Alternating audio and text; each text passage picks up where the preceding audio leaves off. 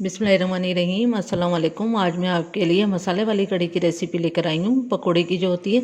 इससे पहले मैं आपको सादी वाली रेसिपी सिखा चुकी हूँ कड़ी की, और ये जो है वो मसाले वाली चटपटी सी मज़ेदार है। रेसिपी पसंद आए तो आप मेरे चैनल को सब्सक्राइब करें और बराबर में दिए गई बेल को क्लिक कीजिएगा, ताकि मेरी रेसिपी आपके पास सबसे पहले आ जाएगी। अब आते हैं हम रेसिपी की तरफ। तो यहाँ पर मैंने बेसन लिया है 1 कप, और ये मेजरमेंट वाला ही मैंने कप यूज़ किया है यहाँ पर। और दही जो है वो 500 ग्राम यूज़ किया है। अब इसको हम अच्छी तरह से फेंट लेंगे। अगर आप चाहें तो इस प्रोसेस को आप ग्राइंडर के जार में भी चला सकते हैं, ताकि अच्छा सा ये फिट जाता है, तो कोई लम्स नहीं होता है इसमें। और अगर चाहें तो आप स्पून की मदद से भी आप कर सकते हैं, वरना विस्क की मदद से भी कर सकते हैं। अच्छी तरह से जब हम फेंट लेंगे, इसमें कोई लम्स नहीं रहेगा, तो फिर हम इसमें पानी भी ऐड कर देंगे।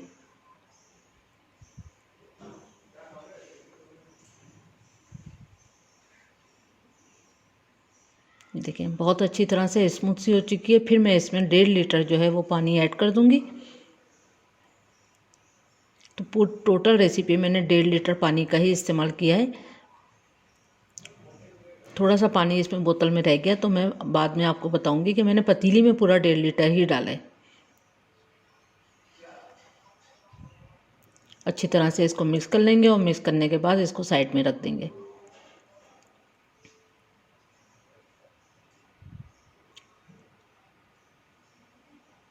अब एक पतीली में हमने 6 टेबल स्पून के करीब ऑयल डाला। उसके बाद फिर हमने मीडियम साइज़ की प्याज ली थी, उसका पेस्ट बना लिया। आप देख सकते हैं इसमें पानी बिल्कुल नहीं है प्याज में। अगर आप पानी डाल के भी प्याज को ग्राइंडर में जार में ग्राइंड कर लें तब भी कोई मसला नहीं है, लेकिन इस तरह से करने में ज़रा जल्दी से प्याज जो है वो अच्छे से फ्राई हो जाती है। तो यहाँ पर मैंने 1-2 मिनट ही इसको फ्राई करा है मीडियम आंच पे। उसके बाद इसमें लहसुन अदरक का पेस्ट जाएगा 1 टेबल स्पून। इसको भी मैंने 1 मिनट तक फ्राई करा है प्याज के साथ।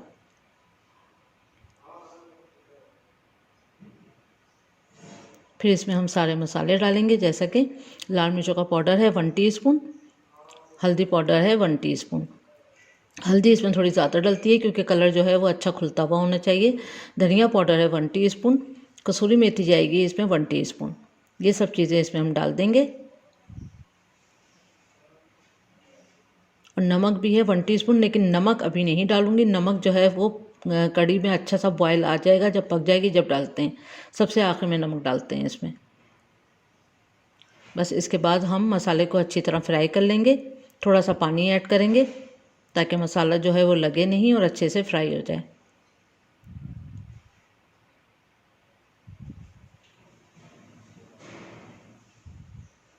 मीडियम आंच पे ही हमने मसाले को भूनना है। उसके बाद थोड़ा सा पानी इसमें और ऐड कर देंगे, तकरीबन 1/4 कप के जितना पानी ऐड करने के बाद इसको हम ढक के थोड़ा सा छोड़ देंगे, ताकि ऑयल जो है वो अच्छे से सरफेस पे आ जाए।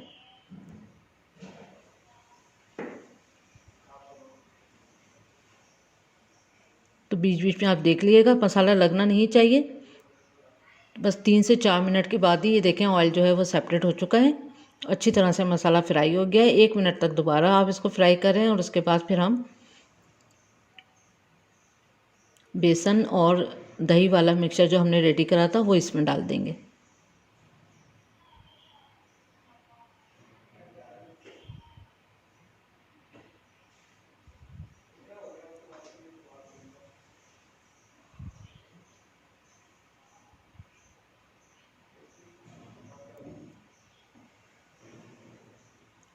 अब जो बाकी पानी रह गया था बोतल में, हम वो भी इसमें डाल देंगे। तो टोटल मिला के ये 1.5 लीटर पानी इसमें हमने डाला है।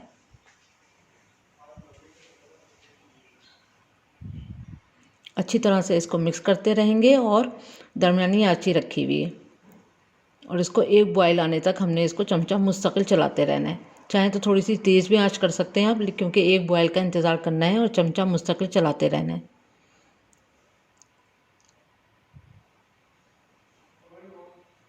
ये देखें एक बॉयल आ चुका है। चमचा मुस्तकिल आपने चलाना है जब तक बॉयल ना आए। जब एक बॉयल आ जाए तो बिल्कुल हल्की आंच करके इसको हमने छोड़ देना है, जब तक ये तकरीबन आधी हो जाए। आधी से मराती है 2-2.5 घंटे तक इसको पकने के लिए छोड़ देंगे। इतनी देर में वो कुक होती है। यहाँ पर हम पकोड़े का मसाला हमेशा रेडी करते हैं। तो 1.5 कप यहाँ पर मैंने बेसन लिया,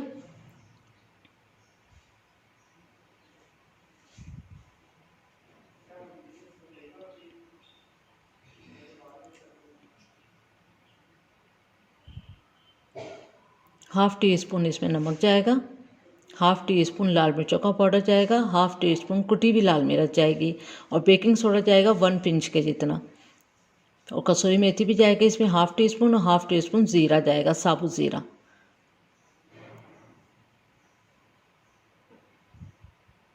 एक छोटे साइज़ की प्याज भी मैंने चॉप करी है, लेकिन उसको बाद में डालेंगे। पहले हम इसको मिक्स कर लेते हैं और पानी के साथ इसको अच्छी तरह फेंट लेंगे, क्योंकि हम प्याज डाल देंगे तो फिर उसके बाद इतनी अच्छी तरह इसको फेंट नहीं सकेंगे।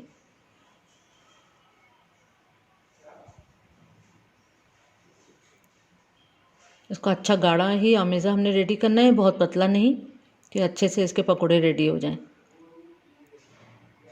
क्रीमी सा होना चाहिए बस अच्छे से। बहुत अच्छी तरह हमने इसको फेंटा है तकरीबन 5 मिनट तक। उसके बाद फिर हमने इसमें हरी मिर्च डाली है 1 टीस्पून जितना बारीक कटी हुई, हरा धनिया डाला है 2 टेबल स्पून जितना बारीक कटा हुआ, और ये देखें एक दरमियाने साइज़ की प्याज थी, उसको बारीक बारीक चॉप कर लिया है, वो भी इसमें ऐड कर दी। अब इन सब चीज़ों को हम इसमें मिक्स कर देंगे।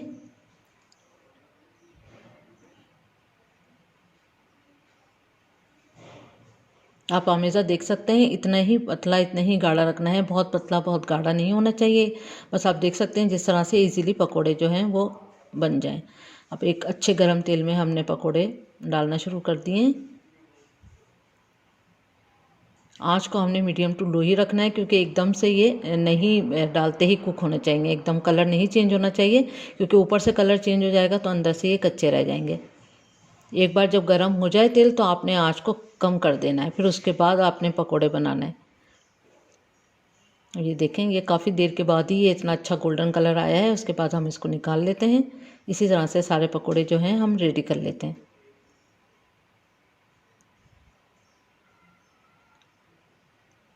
अब इन पकौड़ों को आप 2 तरह से कढ़ी में डाल सकते हैं। आप इसको पानी में डाल के थोड़ी सी तकरीबन 5 सेकंड के लिए पानी में डाल के आप निकाल लें और निचोड़ लें और फिर कढ़ी में डालें, और अगर ऐसा नहीं करें तो डायरेक्ट गरम कढ़ी में भी डाल सकते हैं।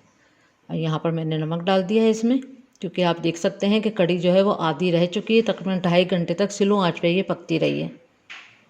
तो 2.5 घंटे तक पकने के बाद देखें आप कितनी फुल था ये, और ये बिल्कुल आधा रह गया है। तब ये रेडी हो चुकी है, गाढ़ी भी हो चुकी है। बस इतना ही गाढ़ा रखना है, इससे ज़्यादा गाढ़ा नहीं करना है, क्योंकि ठंडा होने के बाद ये बहुत ज़्यादा गाढ़ी भी हो जाती है। ये देखें बिल्कुल ये सही है एकदम। अब इसमें हम पकोड़े भी डाल देंगे।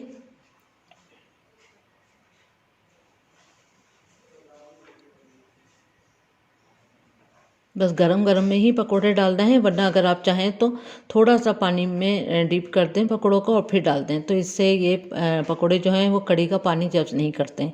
और अगर फ़ौरन ही आपने गरम गरम पेश करना है तो फिर आप इसी तरह से इसको पेश कर सकते हैं। इसके 2 तरीके होते हैं। अगर रखना है तो पकोड़ों को हल्का सा 2-3 सेकंड के लिए पानी में ज़रूर डिप कर लें, और फ़ौरन ही आपने इसको पेश करना है, तो खाने के लिए लगाना है तो आपने फ़ौरन ही इसको पकोड़े डाल सकते हैं। गरम कढ़ी में ही पकोड़े डाले जाएंगे। अब यहाँ पर मैंने एक बड़े साइज़ की हरी मिर्च थी, उसको मोटा मोटा काट लिया है, और बारीक कटा हरा धनिया वो भी इसमें ऐड करेंगे। अब धीमी आंच पे इसको छोड़ देंगे तकरीबन 5 मिनट के लिए, और इतनी देर में हम इसको तड़का रेडी करते हैं। तो यहाँ मैंने 5 टेबल स्पून ऑयल लिया, और फिर उसमें मैंने 3 जो है वो तेज़पत्ता डाला है, 1 टीस्पून जीरा डाला है, और 3 से 4 ही आप लाल मिर्च साबुत डाल सकते हैं, तलहार मिर्च भी यूज़ कर सकते हैं। अच्छी सी जब खुशबू आ जाएगी इसमें तो हम इसको इसमें तड़का दे देंगे।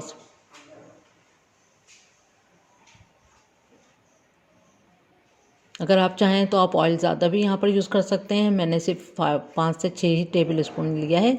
आप चाहें तो आधा कप के बराबर भी तेल का इस्तेमाल कर सकते हैं, लेकिन ये इसी में बहुत बेहतरीन और ज़बरदस्त टेस्ट था। तो ज़रूर ट्राई करिएगा, ये रेसिपी बहुत आपको अच्छी लगेगी। बस 5 मिनट के बाद हम इसको डिश आउट करेंगे।